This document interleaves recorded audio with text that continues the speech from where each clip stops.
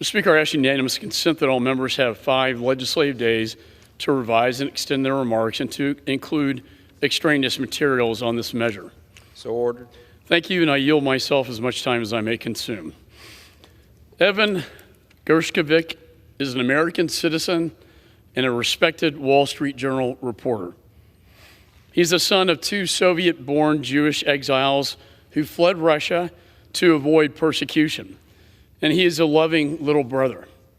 What he is not, Mr. Speaker, is a criminal. Yet on March 29th, he was arrested by the corrupt Putin regime and charged with espionage. No evidence has been presented to back up this accusation. Because there is no evidence, Evan is innocent. He was simply doing his job, reporting on the news in Russia. But we know that the war criminal Putin doesn't like that. He doesn't want his own people to know about the atrocities that he is committing in Ukraine. He doesn't want them to know about the corruption within his own government or how he has turned their country into an international pariah. Vladimir Putin knows that a free press is a pillar of democracy, that a strong fourth estate will hold officials accountable.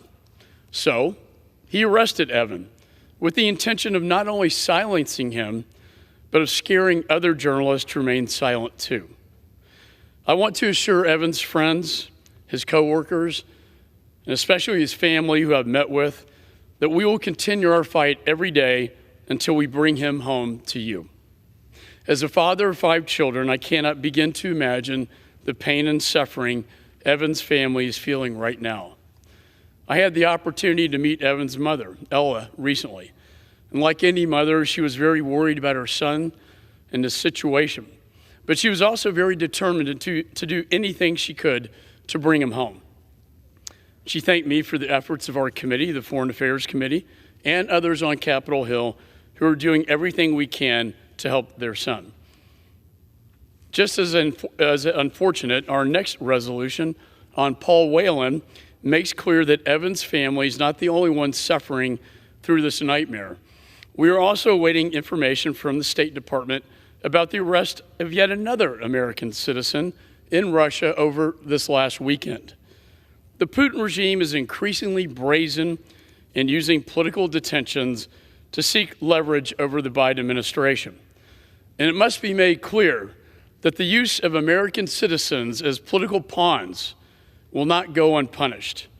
These Americans deserve to be home with their families instead of in Russian prisons. So today's bipartisan resolution condemns the Putin regime for their illegal imprisonment. It calls on the Biden administration to prioritize bringing home all American citizens who are wrongfully detained overseas. And today we send a strong message to Vladimir Putin that America, Republicans and Democrats alike, will not tolerate his corrupt regime holding U.S. citizens hostage under false pretenses.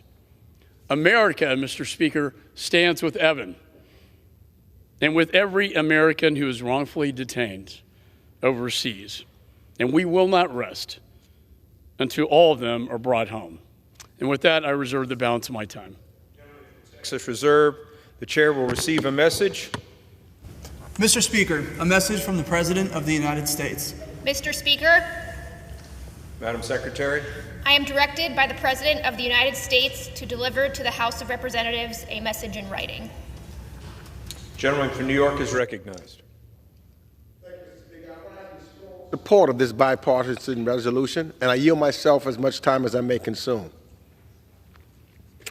Mr. Speaker, I'm a strong supporter of HRES 377, calling for the immediate release of Evan Gershkovich, a United States citizen and a journalist who was wrongfully detained by the government of the Russian Federation on March of 2023. And I want to thank Chairman McCaul for working with me to introduce it in a bipartisan fashion. We may disagree on many issues in this body, but it is essential that the safe return of American citizens wrongfully detained overseas is not one of them. And I appreciate the cooperation and the work together that me and Mr. McCaul do on the House Foreign Affairs Committee. Evan Gershkovich, a journalist working in one of the most difficult media environments in the world, has dedicated his life to truth. His reporting has shed light on Russia's handling of the COVID-19 pandemic, the struggling Russian economy, and its horrific war against the people of Ukraine. With this detention, Russia has once again stooped to the lowest of lows, detaining an American journalist for the first time since the Cold War. He is detained on baseless charges to gain political leverage and further silence the brave members of the independent press who are undeterred by Russian threats. Evan, like Paul Whelan, like Brittany Griner, like Trevor Reed before him, continues to be denied his rights by Russian authorities who are throwing up roadblock after roadblock to prevent our embassy from getting access to him while he remains in detention. The sham legal processes he is subjected to are conducted without evidence, without transparency, and without due process. So while the administration, with the unanimous support of this Congress, was able to secure the release of Trevor and Brittany, we must continue to do so. We must continue to do everything, and I mean everything in our power, to ensure that Evan and Paul are brought home safely to their families as well. So for as long as necessary, we must state unequivocally that we stand with Evan, that we stand with Paul, that we stand with their families suffering tremendous emotional and financial strain as a result of their detentions. And by passing this resolution, we can do just that. I support this measure and hope we can continue to work in a bipartisan fashion with the executive branch on this and other critical legislation to better support Americans like Evan and their families. And I encourage my colleagues, all of us, to join in supporting this measure, and I reserve the balance of my time.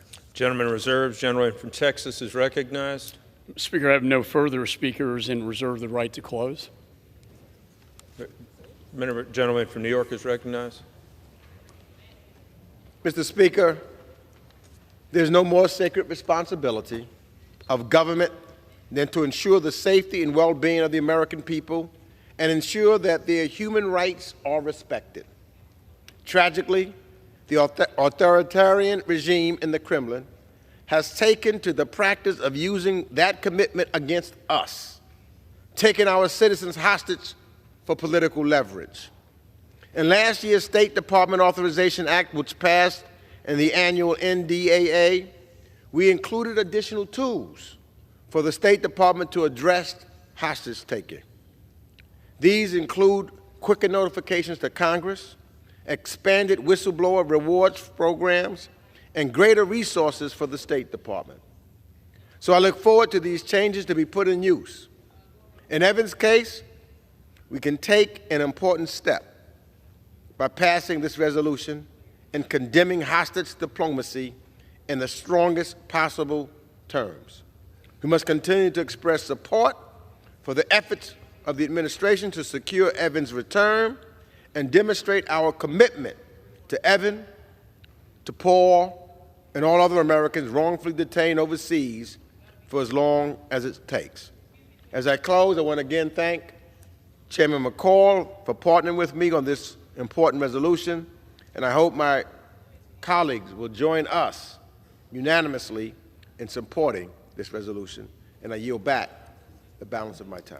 Gentleman from New York yields. Gentleman from Texas is recognized to close. Thank you, Mr. Speaker. Let me also thank the ranking member, Mr. Meeks. What makes this committee so special, in my opinion, is that we know how important it is to speak with one voice, one country, not a divided nation. And when it comes to Mr. Putin and what he's doing to our Americans over there, we are united with one voice. Mr. Speaker, Evan's case marks the first time since the Cold War that a journalist has been wrongfully charged with espionage on Russian soil. It is clear that Putin and the corrupt Kremlin will do anything to silence those who seek to expose the truth. A man of integrity, Evan put the truth ahead of his own safety. He was dedicated to shining a light on the vast corruption and the war crimes of Russia. Make no mistake, Evan's work posed a threat to Mr. Putin and his cronies. So they did what they always do when threatened. They silenced their critics. It is absolutely unacceptable for Putin to hold Americans hostage as diplomatic pawns. And quite frankly, Mr. Speaker, it's happening way too often now. As I said before, America stands with Evan, and we will not rest until he is home. And with that, I yield back.